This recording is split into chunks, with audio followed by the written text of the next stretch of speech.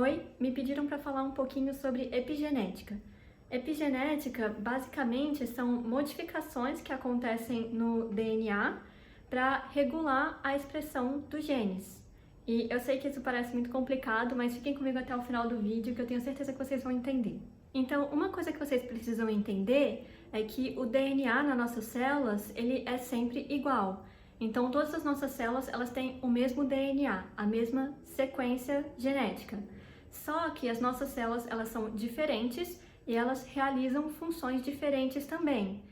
E isso se dá porque, apesar de a sequência do DNA ser sempre a mesma, existem genes que eles estão ativados e genes que estão desativados no DNA e naquelas células. Então, para dar um exemplo, a gente tem as células do olho, que são responsáveis por responder a diferentes luminosidades. A gente tem as células sanguíneas, que são responsáveis por carregar oxigênio. Então, essas células, elas têm funções diferentes. Então, elas vão expressar genes diferentes para que elas sejam capazes de fazer coisas diferentes também. Então, as células do meu olho, por exemplo, elas são responsáveis por detectar diferenças na luminosidade e elas têm capacidade de produzir enzimas que digerem leite ou que digerem amido, só que elas não vão fazer isso porque não é a função delas. Elas não entram em contato com o leite, não entram em contato com o amido. Quem que faz isso é a nossa boca.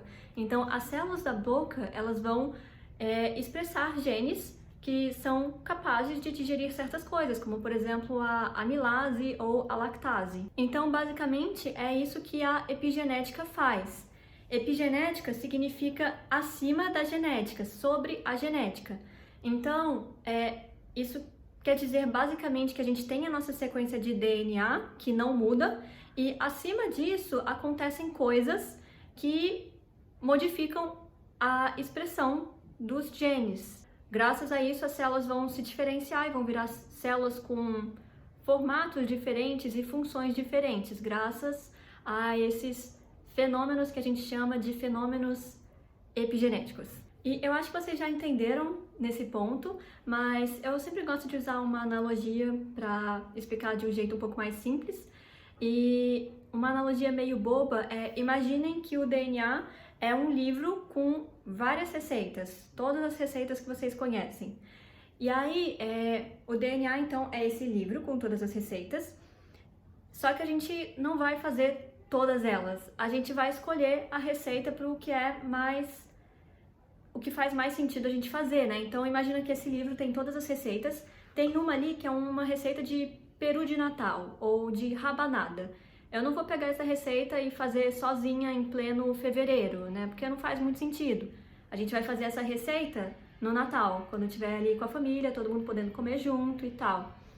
E outro exemplo eu não vou pegar e fazer uma sopa no almoço em pleno verão, quando tá super quente, né? Então, o DNA é esse livro de receitas que tem todas as possibilidades, só que a epigenética é basicamente você escolher quando que você vai fazer cada receita, quando que faz mais sentido você fazer cada coisa daquela. Há muito tempo eu dei uma palestra sobre epigenética e eu achei, em modéstia à parte, que a minha aula ficou muito legal. Então eu vou usar os mesmos slides que eu usei nessa aula para explicar dois mecanismos principais de epigenética, basicamente. Então, primeiro eu vou explicar a metilação. Nesse caso, a gente tem aqui a sequência de DNA, que é essa linha preta, e o DNA, ele se enrola em umas proteínas, essas proteínazinhas amarelas, chamadas histonas. E a expressão de DNA, ela acontece porque um outro grupo de várias proteínas, que são todas essas coisinhas coloridinhas, essas proteínas, elas chegam perto do DNA, elas passam lendo a sequência e elas produzem uma proteína nova, como por exemplo a amilase ou a lactase que eu comentei no começo do vídeo. E assim a gente tem a expressão de um gene. O gene está ligado e ele está produzindo uma proteína e gerando uma função para aquela célula. A metilação, ela faz com que o DNA ele fique super compactado E aí, aquelas proteínas que vão tentar ler o DNA, elas não conseguem chegar perto deles, elas não têm acesso àquela sequência. Então, é como se eu mostrasse isso aqui para vocês e eu dissesse, lê o que está escrito aí para mim. E você não consegue ler porque as sequências de letras, elas estão muito pertinho uma da outra. Então, você não consegue ler o que está escrito ali.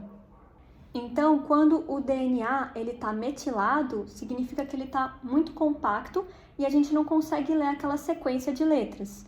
Mas, se o DNA ele não tiver metilado, se ele tiver possibilidade de acesso e de ser lido, a gente consegue ler o que está escrito ali. Então, aqui em cima é a sequência de DNA e é como se a gente estivesse conseguindo ler agora a receita, né? A gente consegue ler leite condensado, Nescau e manteiga.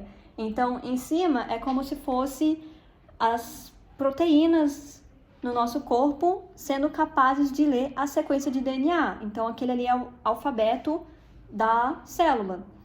Então, a célula, quando ela lê essa sequência aí, ela consegue produzir uma proteína capaz de digerir lactose. Então, você consegue tomar leite e não passar mal, basicamente. E da mesma forma, ali embaixo, a gente sabe que, lendo essa receita aí, e misturando leite condensado, Nescau e manteiga, a gente consegue fazer um brigadeiro. Agora, a acetilação é como se fosse o caso contrário.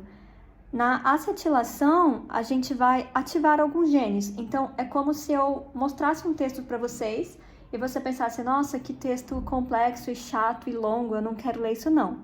E aí, em vez de ter que ler isso tudo, é como se eu grifasse para você as partes mais importantes. Então, imagina que você, que nem eu, está estudando para alguma prova aí de genética, e aí você só lê ali, ok, síndrome de Angelman e síndrome de Prader-Willi são causadas por deleções e imprint genômico. Pronto, acabou. É só isso que você tinha que saber. E você não tinha que ler todo o resto do texto porque não é tão importante.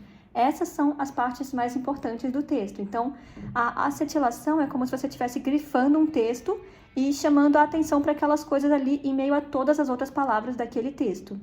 E aí, na prática, a acetilação, quando ela ocorre, naquele caso que eu estava falando ali da lactase, em vez de ter uma proteína de lactase sendo produzida, você vai produzir tipo umas 4, porque a pessoa está tomando muita coisa com leite, o corpo dela percebe isso e ele começa a produzir mais daquela proteína para que a gente consiga digerir todo aquele leite que a gente está ingerindo. Então, espero que vocês tenham entendido o que é epigenética e não é simples, eu sei, é um assunto muito complexo, mas eu espero que vocês tenham entendido as coisas mais importantes. Então, a sequência de DNA, a sequência genética, ela não muda. O que vai mudar, então, são coisas que vão acontecer no DNA que vão fazer com que os genes eles fiquem mais ou menos ativos. E uma coisa importante também que vocês têm que saber é que se a pessoa tem alguma doença causada por algum erro epigenético, isso não vai ser passado para a próxima geração, justamente porque a sequência ali não tem nada de errado com ela, é só porque o gene não foi ativado na época que deveria ou alguma coisa assim. E quando essa pessoa tiver um filho, aquelas marcas epigenéticas, elas vão ser apagadas e colocadas novas marcas. Então, não é algo que a gente espera que vá passar para a geração seguinte, se essa doença for causada por algum motivo epigenético. Então é isso, eu nem ia fazer esse vídeo tão cedo, mas eu acho esse assunto muito legal, então eu não resisti. Então é isso, lembrando que quem quiser apoiar o meu canal pode fazer isso através do link no Apoie-se.